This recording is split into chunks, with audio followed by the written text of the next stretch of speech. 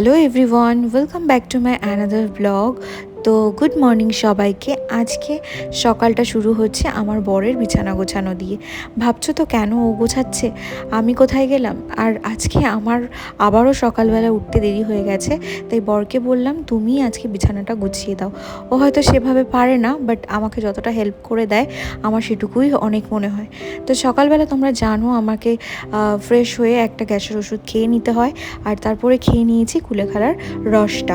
আজকে dry fruits খাইনি, কারণ সকালবেলায় আমরা খেয়ে দিয়ে বেরোবো, আমাদের গাড়ি চলে আসবে 11:30 থেকে 12টার মধ্যে।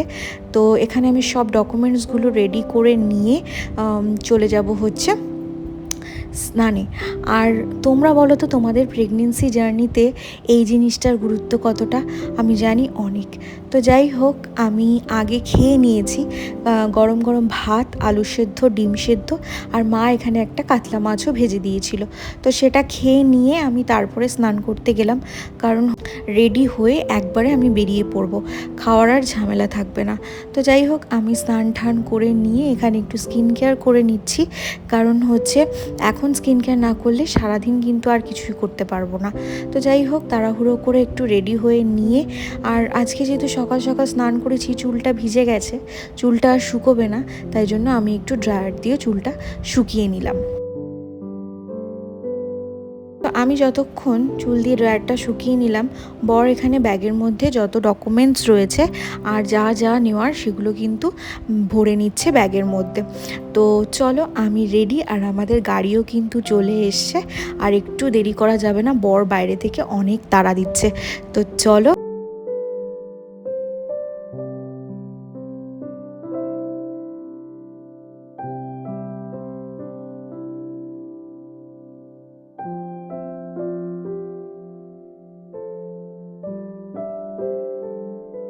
জানো তো, সকাল থেকে কিন্তু শরীরটা ভালোই ছিল, আমার কোনো অসুবিধে হচ্ছিল না। আর গাড়িতে চড়তে গেলে আমার একটু সমস্যা হয়, অনেক বেশি না। কল্যাণী এক্সপ্রেসওয়েতে ওঠার আগে আমার শরীরটা এতটাই খারাপ লাগছিল যে মানে একটা পেট্রোল পাম্পে গিয়ে দাঁড়িয়ে চোখে মুখে জল দিয়ে তারপরে কিন্তু একটু সুস্থ লাগছে। তাও মানে এতটা মাথা ঘুরছে, গা বমি বমি পাচ্ছিল, আমি তো ভাবলাম আমি যেতেই পারবো না। তো যাই হোক, যখন এক্সপ্রেসওয়েতে একবার উঠে গিয়েছি, তারপরে কিন্তু আমার কোনো প্রবলেম হয়নি। তো দেখতেই পাচ্ছ আমরা ঢুকে গেছি সল্ট লেকে। তো চলো,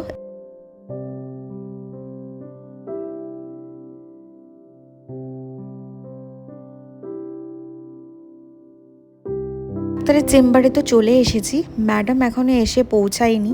আর এখন ঘড়িতে বাজে হচ্ছে প্রায় 2টো মতো, 2:10। ততক্ষণ বর বসে একটু চা খেয়ে নিয়েছে। তো তারপরেই ম্যাডাম চলে এসেছিল, আর আমাদের কিন্তু সব ডেট টেট সব দিয়ে দিয়েছে। আর ওখান থেকে বেরিয়ে আমাদের প্রচণ্ড খিদে পেয়ে গেছিলো, তাই চলে গেছিলাম মধ্যমগ্রামে। মধ্যমগ্রামে আমার এক দাদার রেস্টুরেন্ট রয়েছে, সেখানেই চলে গেছিলাম আমরা দুপুরে লাঞ্চ করতে। আমাদের এখন আপাতত ফুলকপি এসছে, মাছ আছে, আর আমি খাই না। আমার এখানে আছে রাইস, আমি চিকেন থালি নিয়েছি, ফিশ থালি নিয়েছে, এখানে আছে আলু ফুলকপির তরকারি, আর এখানে আছে কচুর শাক। ও হ্যাঁ, পরে কিন্তু ডালটাও দিয়ে গিয়েছিল, আর তার সাথে চাটনি, পাঁপড়, মিষ্টি তো রয়েছেই। সত্যি এত তৃপ্তি করে খেয়েছি। কি চিবাচ্ছ তুমি? মাংসের হাড়টাকে চিবিয়ে চিবিয়ে কি করেছে? খাওয়া দাওয়া কমপ্লিট তাহলে?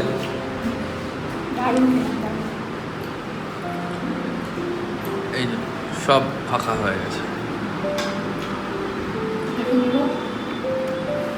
চাটনি বাকি আছে?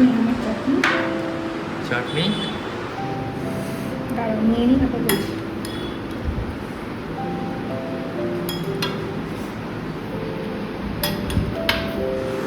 আর আছে পাঁপড়।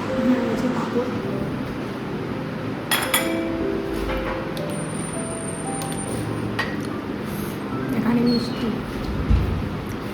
দুটো আমার না, একটা আমার আর একটা আমার পুচকুর।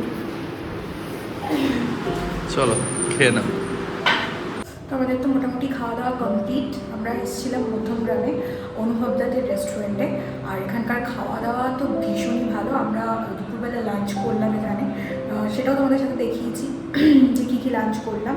আর খাওয়া দাওয়ার কোয়ালিটিও খুব ভালো। তোমরা অবশ্যই এটা ভিজিট করতে পারো যারা মধ্যমগ্রামে থাকো, রাজ 2-তে। তো চলো এখন ডিরেক্ট বাড়ি যাব। আসার সময় তো শরীরটা একটু খারাপ হয়ে গেছিলো, বাট এখন জানি না যাওয়ার সময় কী হবে। তো চলো। তো এই তো আজকে সারা দিনটা এভাবেই কেটে গেল। দেখা হবে আবার কোনো একটা নতুন ভিডিওতে তোমাদের সাথে। ততক্ষণের জন্য তোমরা অনেক ভালো থেকো, আর আমার চ্যানেলটা কিন্তু সাবস্ক্রাইব করতে ভুলো না।